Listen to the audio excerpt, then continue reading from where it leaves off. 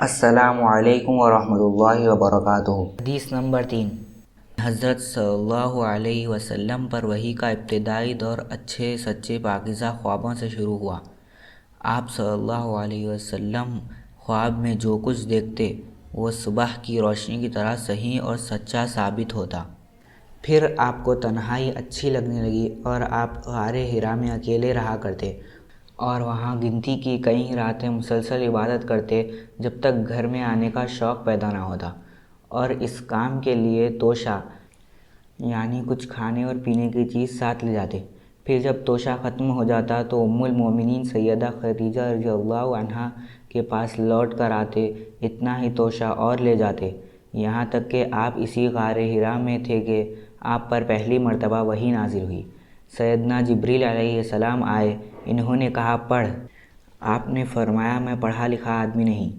آپ فرماتے ہیں پھر جبریل علیہ السلام نے مجھے پکڑ کر زور سے بھینچا یعنی زور سے گلے لگایا کہ میں بے طاقت ہو گیا، پھر مجھے چھوڑ دیا اور کہا پڑھ۔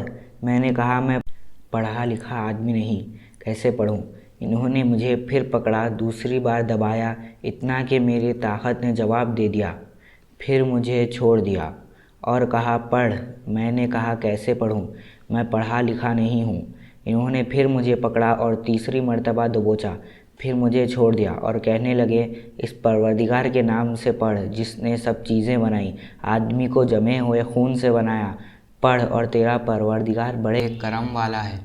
بس یہی آیتیں سیدنا جبریل علیہ السلام سے سن کر آپ پہاڑ سے لوٹے۔ آپ کا دل ڈر کے مارے کانپ رہا تھا۔ ام المومنین خدیجہ رضی اللہ عنہا جو خویلد کی بیٹی تھی گئے اور فرمانے لگے مجھ کو کپڑا اڑا دو، کپڑا اڑا دو۔ انہوں نے آپ کو کپڑا اڑا دیا۔ جب آپ کا ڈر جاتا رہا تو آپ نے ام المومنین خدیجہ رضی اللہ عنہا سے یہ قصہ بیان کر کے فرمایا مجھے اپنی جان کا ڈر ہے۔ ام المومنین خدیجہ رضی اللہ عنہا نے کہا ہرگز نہیں، خدا کی قسم اللہ آپ کو کبھی رسوا نہیں کرے گا۔